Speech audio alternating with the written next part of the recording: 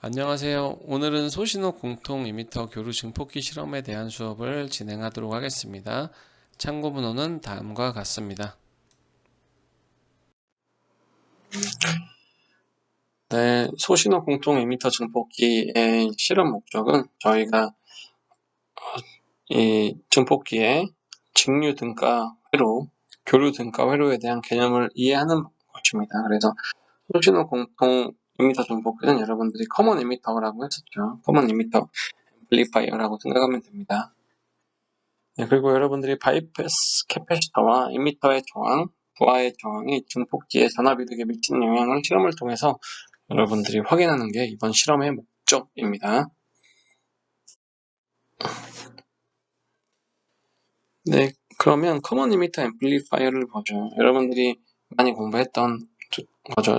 지난 시간에 저희가 저항, 다음과 같이 바이어스 회로에 대해서 공부를 했고요. 그래서 베이스 바이어스 회로인데 여기에서 다음과 같이 바이어스와 AC 신호를 인가를 해준 경우이죠.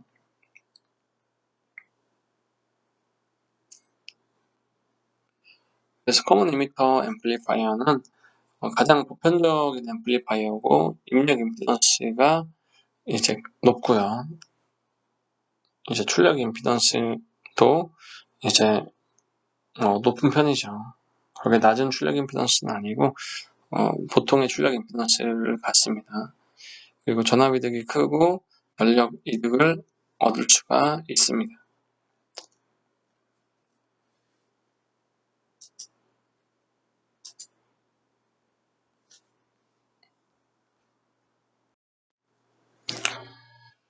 네, 그럼 소신호 복기에 대해서 한번 살펴보도록 하죠. 저희가 여러분들이 배웠던 커먼 이미터 앰플리파이어죠. 그래서 이미터 디제너레이션이 포함된 경우죠. 포함된 경우입니다. 그래서 저희가 이제 회로를 해석을 할 때는 첫 번째는 이제 직류 등가 회로를 이제 해석을 하는 겁니다. 직류 등가 회로를 해석을 할 때는 저희가 다음과 같이 캐패시터 부분은 제거를 하는 거죠. 제거를 하고 해석을 하면 다음과 같이 이 부분만 남게 되죠. 그래서 저희가 여러분들이 DC 바이어스를 이제 계산을 할 수가 있습니다. 그래서 등가 회로를 이와 같이 만들고 바이어스를 계산할 수가 있죠. 여러분들이 지난 시간에 바이어스의 값을 여러분들이 대략적으로 저희가 IB의 값이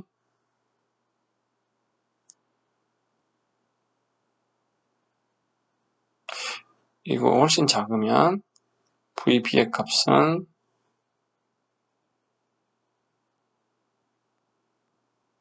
다음과 같이 표현을 했죠. 그리고 저희가 전류값 계산할 때 VB는 대략적으로 0.7V다. 그래서 VB 마이너스 VBE가 VE가 되죠.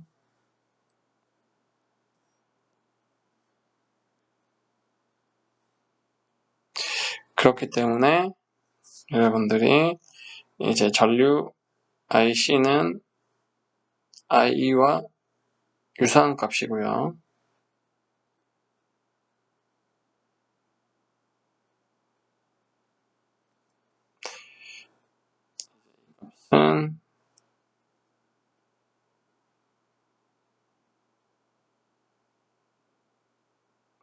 이와 같은 값으로 여러분들이 해석할 수 있죠. 그래서 IC를 구하면 저희가 IC를 구하고 나면 이제 GM은 VT분의 IC에 해당하는 값이죠. 그래서 트랜스 컨덕턴스 값도 여러분들이 계산할 수가 있습니다. 그리고 여기에서는 저희가 R0죠. 원리 이펙트의 VA는 이제 무한대라고 가정을 하고요. 그렇기 때문에 R0도 무한대라고 가정을 하고 계산을 하고 있습니다.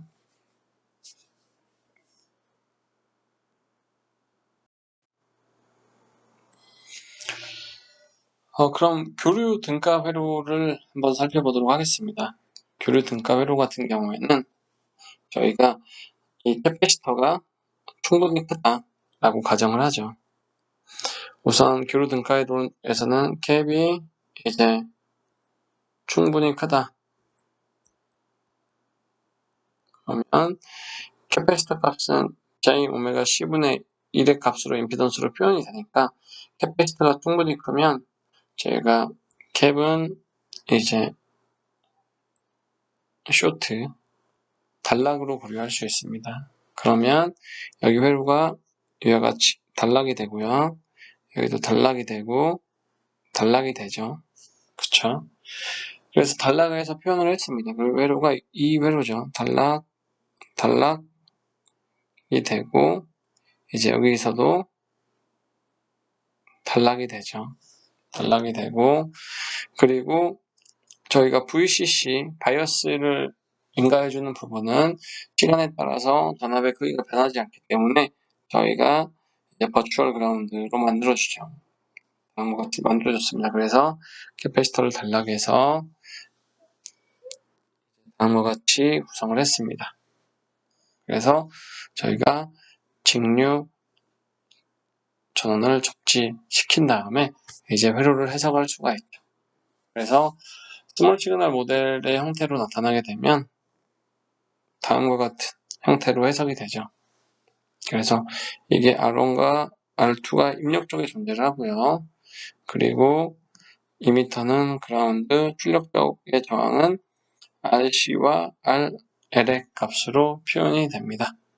그렇기 때문에 저희가 이제 이 회로를 기반으로 해서 회로를 해석할 수가 있습니다.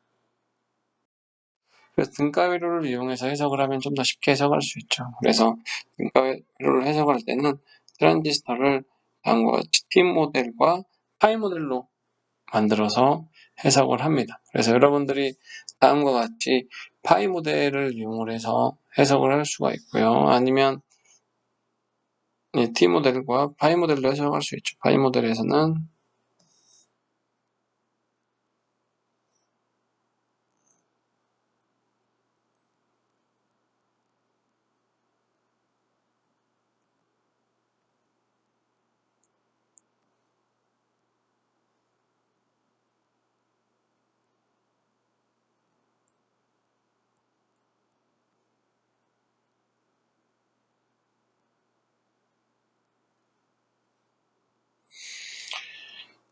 다음과 같이 해석할 수 있죠. 그래서 여러분들이 아마 이렇게 해석하는 방법이 가장 기억에 남을 거라고 생각이 됩니다. 그래서 다음과 같이 놓고 해석을 하게 되면 이 방법을 이용해서 해도 되고요. 아니면 여러분들이 알고 있는 방법. 그래서 이미터는 AC 그라운드였고 베이스에서는 R1과 R2가 병렬,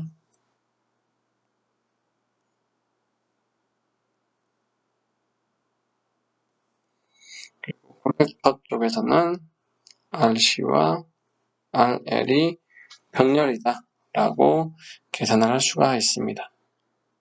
그래서 여러분들이 여기에서 이때가 Vout이고 여기가 Vin이었죠. 그쵸? 그래서 여러분들이 V는 V파이, Vout은 -GM V파이의 RC와 RL이 병렬인 형태로 이제 여러분들 계산할 수가 있습니다. 그렇게 되면 저희가 전압이득의 형태를 다음과 같이 V인분의 Vout을 하면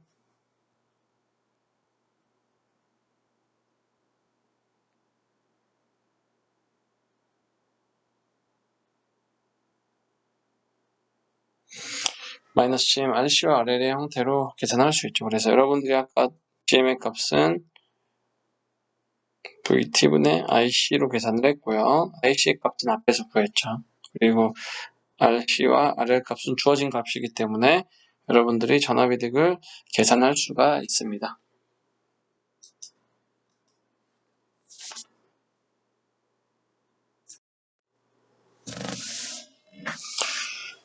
그리고 여러분들이 입력 임피던스를 계산할 수가 있습니다. 입력 임피던스는 입력 임피던스는 베이스를 바라봤을 때 임피던스는 여러분들이 알고 있죠. 이 값은 알파이죠.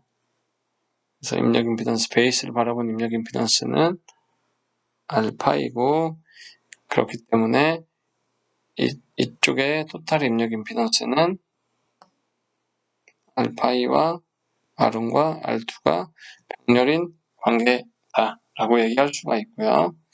그리고 이때 알파이의 값은 알파이는 GM분의 베타의 값으로 저희가 표현할 수가 있죠.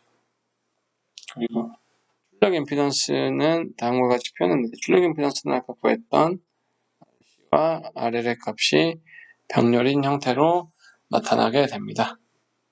나타나게 되죠. 이와 같은 형태로 나타나게 됩니다. 그리고 전압이득은 아까 얘기했던 것처럼 마이너스 GM RC인데, 여기에서는 저희가 GM분의 1을 R이 다시로 이와 같은 형태로도 이제 표현하고 있습니다.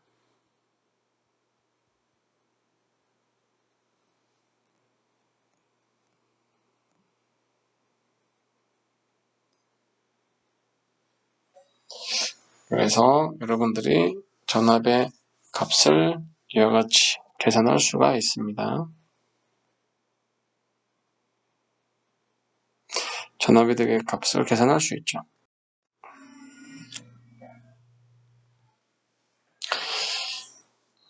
다음은 2m 바이패스 캐패시터 영향을 봐보도록 하죠. 바이패스 캐패시터가 없는 분포기의 경우는 2m는 교류 접지가 아니고 2m에 가지는 저항은 2m와 접지 사이에 존재하게 되죠. 그래서 2m에 이와 같이 저항이 존재하게 되면 이제 출력의 값이 달라지게 됩니다. 그때 전압이득이 2m의 저항이 존재하면 원래는 다음과 같이 마이너스 R이 다시 분의 RC, RL로 표현이 됐었죠. 그런데 만약에 R의 저항이 포함되는 경우에는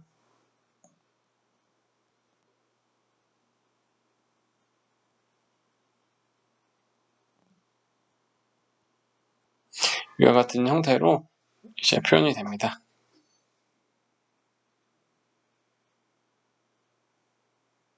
그래서 이제 다음과 같이 캐패시터가 제거가 되면 전압이득의 값이 다음과 같은 값으로 이제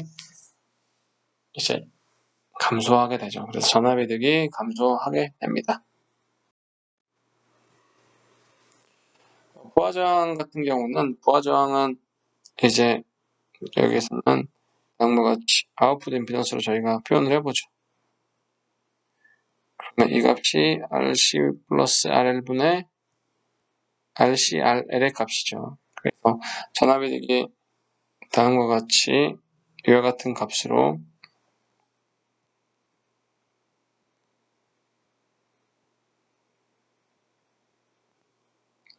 전압이득이 이와 같이 표현이 되는데, 그때 만약에 RL의 값이 증가하게 되면 전압이득은 증가해서, 만약에 RL의 값이 RC의 값보다 상당히 크면 전압이득은 마이너스 R2분의 RC의 값으로 이제 수렴을 하게 되겠죠.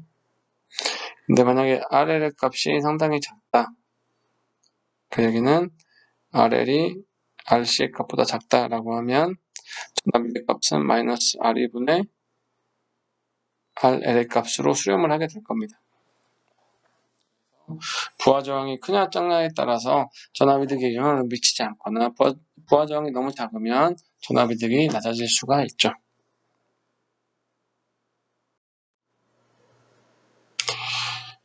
네, 그러면 여러분들이 이제 시뮬레이션을 해볼 수가 있습니다. 시뮬레이션을 해볼 수가 있는데, 시뮬레이션을 하게 되면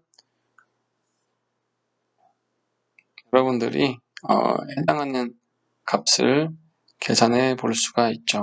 그래서 여러분들이 대략적으로 해당하는 값을 계산해 볼 수가 있습니다. 그러면 우선은 바이어스의 값을 계산하면 14.7분의 4.7 곱하기 12V가 VB가 되죠. 그럼 VB가 만약에 3.8V 정도 된다라고 하면, 그리고 이쪽이 V는 그러면 대략적으로 VB가 0.7V라고 하면 VB가 0.7V면 V는 3.1V가 되겠죠. 그때 저항이 R가 33ohm이면 335ohm이면 이때 전류는 대략적으로 1mA가 되겠죠. 그러면 GM의 값은 26분의 1 지멘스죠.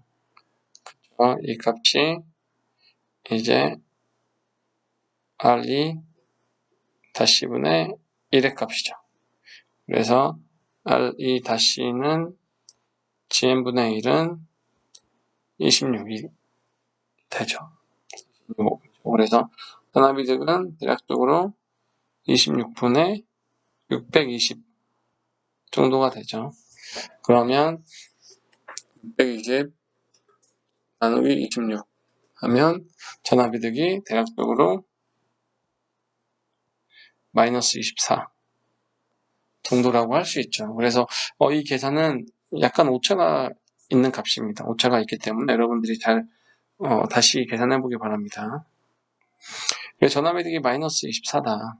그 얘기는 입력에 1mV를 넣으면 출력은 24mV, 그리고 입력의 앰플리튜드를 10mV로 넣으면 출력은 240mV, 입력 앰플리튜드를 100mV 넣으면 출력은 2.4V가 나오게 되죠. 그리고 입력에 300mV를 넣으면 출력은 7.2V 정도가 나오겠죠. 같은 값으로 이제 나오게 됩니다.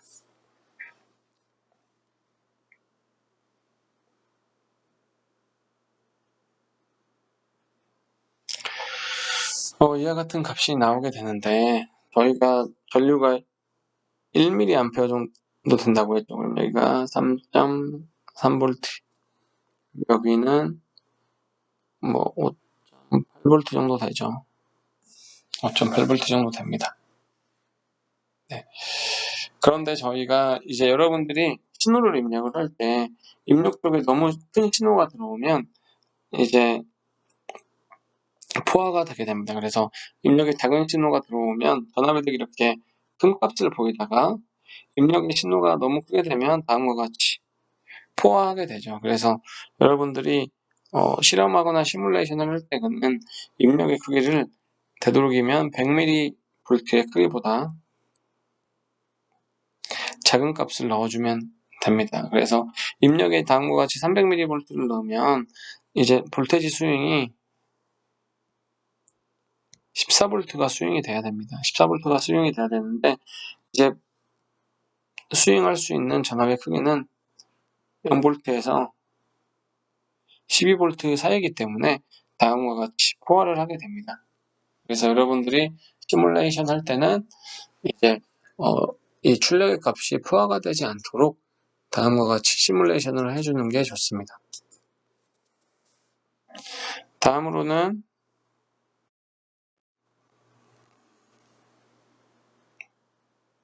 이제 캐패시터를 제거를 해보죠. 이때 캐패시터가 있었는데 제거를 하면 저희가 GM의 값이 GM분의 1의 값이 26이었죠.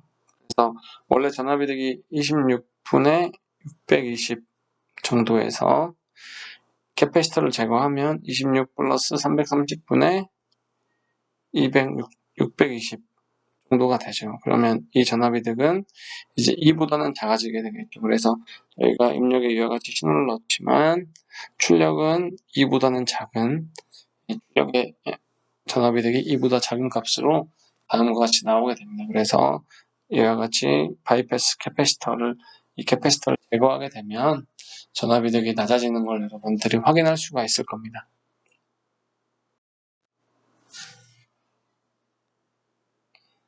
다음으로는 이미터 저항을 단락시켜 보도록 하죠. 그래서 단락시켜 보도록 하면 이때 이제 다음과 같이 전압이득은 이제 이 캐패시터가 원래 H 그라운드였잖아요. 그렇기 때문에 얘 저항이 이제 단락을 시키게 되면 전압이득은 이제 26분에 120 정도 되죠. 그렇기 때문에 다음과 같이 입력에 300mV를 넣으면 포화가 되기 때문에 입력은 이제 100mV 이하의 값을 인가를 하면 되겠습니다.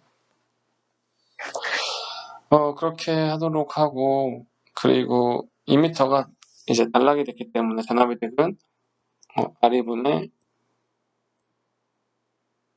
RC에 해당하는 값으로 다음과 같이 나오게 됐습니다.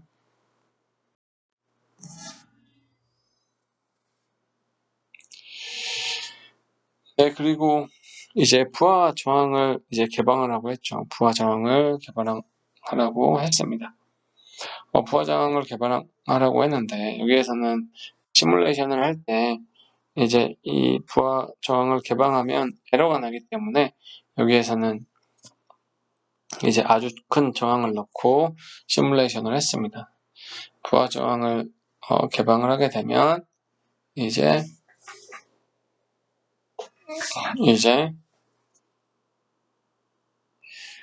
전압이득 값이 더 증가하게 되죠. 그래서 원래는 이 값이 10kΩ이었죠. 10kΩ이었는데 620옴과 10kΩ은 병렬로 하게 되면 그렇게 크게 차이가 나지 않기 때문에 저희가 이 저항을 고려하지 않았었는데 이때 이 저항의 값을 상당히 제거한다는 건 상당히 끼운 것과 똑같죠. 그렇기 때문에 전압이득이 조금 향상되는 걸 여러분들이 확인할 수가 있을 겁니다. 그래서 이때도 입력 볼테이지를 100mV 이하로 놓는 게 좋겠습니다.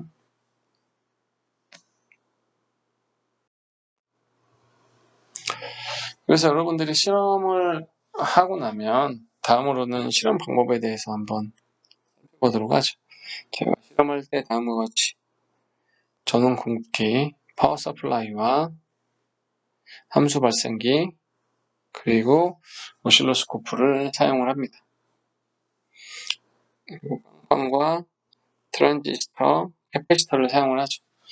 이와 같이 빵판, 트랜지스터, 캐패시터를 사용하는데 여러분들이 실험하기 전에는 첫 번째로 회로를 간단하게 구성을 한 다음에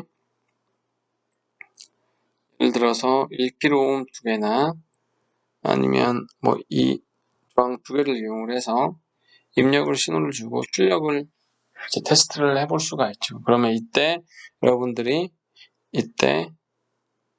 전압의 값이 얼마가 되는지를 확인을 해볼 수가 있습니다. 그래서 이제 확인을 해보고 여러분들이 실제 전류가 여러분들이 계산한 값이 잘 흐르는지 확인을 해보세요. 만약에 전류가 흐르지 않거나 뭔가 잘못됐다라고 하면 멀티미터기를 이용을 해서 이 회로 등이나 빵판에 문제가 없는지 확인해 보기 바랍니다. 그래서 간단하게 회로를 구성해 놓고 함수 발생기를 이용해서 이제 오실로스코프에 신호가 제대로 나오는지 꼭 확인해 보고 실험을 하기 바랍니다. 그래서 신호가 제대로 인가되고 신호가 제대로 그리고 출력이 되고 제대로 읽혀지는지를 확인한 다음에 실험을 해야 합니다. 그래서 여러분들이 이제 회로는 다음과 같이 구현할 수 있습니다. 우선 트랜지스터를 이와 같이 구현을 하고요. 그 다음에 이제 베이스단에 저항을 삽입을 해야 되죠. 베이스단에 이제 저항 2개를 삽입을 해서 이제 바이오스 회로를 구성을 하고요. 그래서 이쪽 베이스단에서 이와 같이 저항이 삽입이 됐습니다. 그리고 여기가 VCC가 되죠. 저항, 그리고 여기에 저항이 있고 베이스로 캐패시터가 연결이 됐습니다. 그래서 이제 입력이 인가가 되고요. 함수 발생기로 신호를 이쪽에 인가를 해야 되죠. 그리고 이제 이미터 쪽에 저항을 연결하고 그라운드를 연결하고요. 요거죠. 그래서 여기 트랜지스터가 이와 같이 이제 그려지고, 이제 VCC에서 다음과 같이 저항, 그리고 베이스 쪽, 여기는 그라운드죠. 입력의 캐패시터가 이와 같이 인가가 되고, 입력 쪽에 여기에 함수 발생기로 입력을 합니다.